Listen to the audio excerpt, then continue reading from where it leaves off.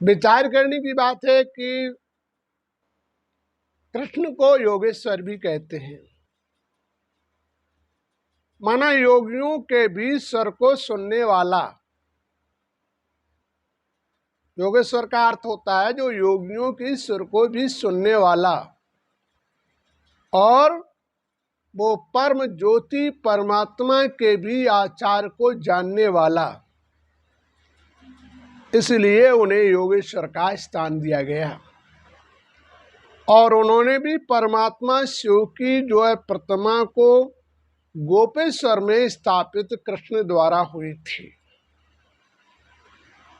उन्होंने भी समाज को दर्शाया था कि जो है परमात्मा शिव ही इस समस्त संसार का एक रचयिता है,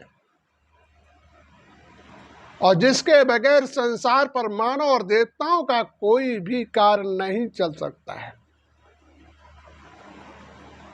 उन्होंने भी समाज के अत्याचार को मिटाने के लिए, इस समाज की नीतियों को सत्मार्ग पर ले जाने के लिए इस समाज में कई युद्ध किए, कई सत्य के आचरणों पर उन्होंने अपने जीवन को निछावर किया। आज उनके आदर्श का सम्मान ये समाज भी कर रहा है, सर झुका रहा है, लेकिन उनके वास्तविक आदर्श का पालन नहीं कर रहा है। उन्होंने कहा था कि आत्मदर्पण जगाओ बच्चों।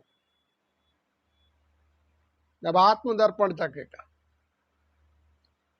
तभी तो उस परमात्मा से पूछो। इसलिए वो सुबह शाम दोनों टाइम राजघराने में होते हुए भी,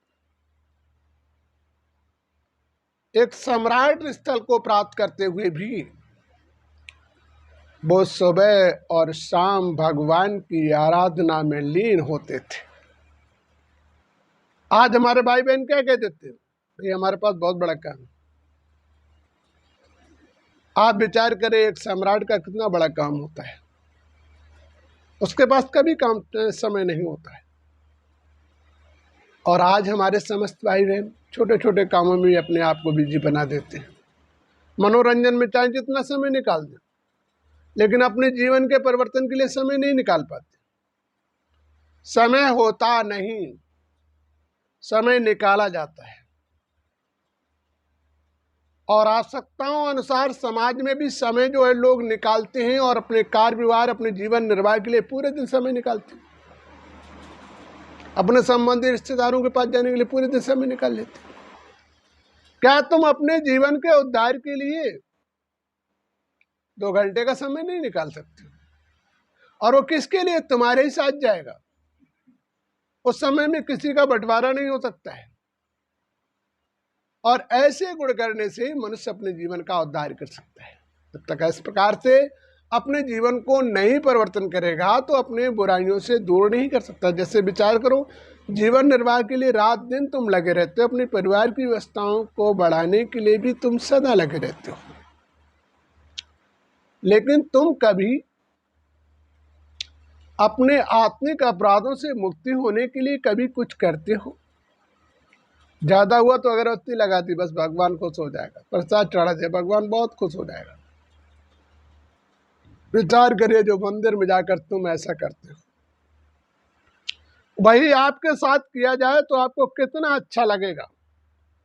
प्रसाद आप फेंक कर चढ़ाते हो, और वही अच्छा प्रसाद आपके ऊपर फेंक दिया जाए तो आप लड़ने लगोगे। विचार करो कि इंसान इस चीज को बर्दाश्त नहीं कर सकता है जिसे हम परमात्मा कहते हैं, उसको फेंक कर प्रसाद चढ़ाते हैं। जल्दी प्रसाद फेंक दे, भगवान के पास पहुंच जाए, बस काम खत्म हो जाए। विचार करो, भगवान तुम्हें क्यों दुआएं देगा? कि तुमने अपना अर्पण, दिल भी अर्पण नहीं किया, सच्चे मन से भगवान की याद करके उसे प्रसाद नहीं दिया। परमात्मा कहता मंदिर में चढ़ाओ, चाहे घर पे चढ़ाओ, किसी पत्तल या दोना में चढ़ाओ, या कोई बर्तन बना लो, और भी कायदे से बैठकर भगवान को ग्रहण करवाओ, बल्कि फेंक कर नहीं। फेंकना एक अभिमान करना है। इसीलिए आज समाज को भगवान से सहायता नहीं मिलती है। लोग कहते भगवान देवी देवता संसार में है नहीं। तो वास्तविकता तो वो नहीं, वास्तविकता तुम हो, क्योंकि तुम सम्मान करना नहीं जानते हो, तुम भगवान के सामने झुकना नहीं जानते हो, अभिमान घमंड में रहते हो, और अभिमान भगवान को कभी अच्छा नहीं लगता। तो अभिमान से उतर कर नीचे आओ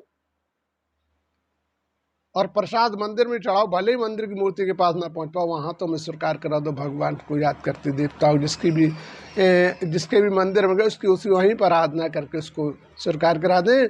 फेंक कर कभी प्रसाद नहीं चढ़ाना चाहिए।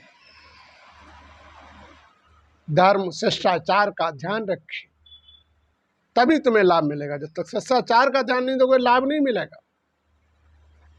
आप देखो कृष्ण भी प्रसाद चढ़ाते थे तो आपने देखा होगा थाली में रख के बड़े आदर से उस भगवान की आत्मस्मरण करके खिलाते थे। तो क्या अपने जिन्हें हम भगवान कहते कृष्ण को, उन्होंने भावनाएं समाज में समर्पण की, उन भावनाओं का भी आदर तुम नहीं कर रहे हो, तो बताओ तुम कृष्ण के पुजारी कहलाए जाओगे? क्या कृष्ण तुम्हें अपना मान लेंगे? मानता जब ही होगी जब उनका सम्मान करना सीखो, उनके वाक्यों का आदर करना सीखो, उन पर तुम्हारी दया का दर्पण हो। जब तुम अपना दर्पण उस पर दया का अर्पण करोगे तभी उनके दर्पण को प्राप्त कर पाओगे। तो वास्तविक हमें अपने जीवन में अपना दर्पण अर्पण कर देना चाहिए, जिससे हमें ऐसे दर्पण को प्राप्त कर अपने जीवन को श्रेष्ठ बना सके। यदि हमारे भाई बहनों ने इन महापुरुषों के आदर्शों का कर्तव्यों पर ध्यान देना शुरू किया, उन चरण कमलों पर चलना प्रारंभ किया, तो उनके जीवन में लाभ होना प्रारंभ हो जाएगा, उनके दुखों का दूर होना प्रारंभ हो जाएगा।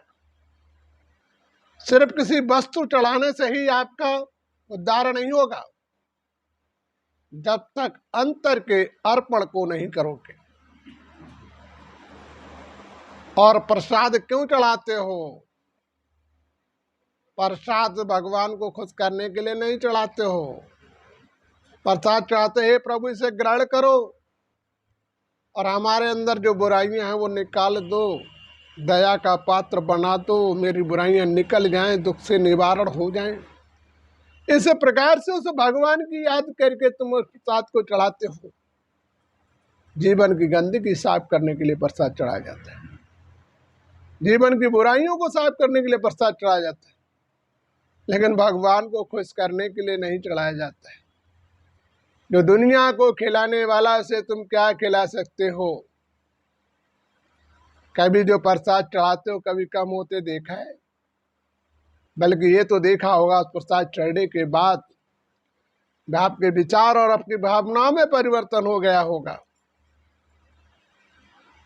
लेकिन कभी उन्होंने तुम्हारे प्रसाद को ग्रहण किया है, आप गुणों को समाप्त किया है, गुणों को ग्रहण करवाया है। तो विचार करो, इन भावनाओं को सही तरीके से समर्पण करके हम उस प्रसाद को ग्रहण कराएं, स्वार्थी भावनाओं को छोड़ दें। स्वार्थ मनुष्य को नीचे ले जाता है, निस्वार्थ मनुष्य को आगे ले जाता है। परमात्मा ने कहा है कि अभिमान करने वाला कभी हमारा सेवक नहीं हो सकता है, और अभिमान करने वाला कभी हमारे करीब नहीं पहुंच सकता है। इसलिए कभी अभिमान नहीं करना चाहिए। अभिमान तुम्हारा महाशत्रु है, इससे दूर रहना तुम्हारे जीवन का परम कर्तव्य है। और इस कर्तव्य को तुमने निभाया तो आप कृष्ण को भी खुश कर सकते हो, परमात्मा को भी खुश कर सकते हो, और समाज में भी यदि आदर आपने निभाया तो समाज में किसी भी व्यक्ति को आप खुश कर सकते हो। क्योंकि आगे वाले के कर्म को देखते हुए तुम अपने कर्मों का सही पालन करोगे तो आगे वाले को झुकना पड़ेगा। अभिमान पेश करोगे तो आगे वाले को नहीं झुका सकते। परमात्मा कहता जो चीज तुम्हें बुरी लगती है वही भगवान को भी बुरी लगती है। तुम्हें लोगों के अच्छे व्यवहार, अच्छा बोल, अच्छे तरीके से आपसे सम्मान करना ये अच्छा लगता है।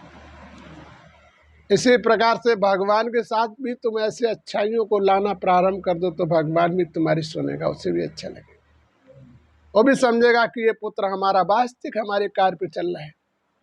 उसे भी खुशी होगी कि हमारा पुत्र ये लायक है। लायक और नालायक दो ही पुत्र तो होते हैं, लायक नालायक। कुछ लोग स्वार्थी होते हैं, स्वार्थ बस पीड़ित लगाए रहते हैं। तो परमात्मा कहता लायक बन के दिखाओ, जिससे तुम्हारे जीवन, तुम्हारे चरित्र और तुम्हारे समाज का निर्माण हो और तुम्हारा आदर्श बना रहे। ऐसे बनकर दिखाने से जीवन की हर अवस्थाओं को बदल सकते हो। जय श्री कृष्ण।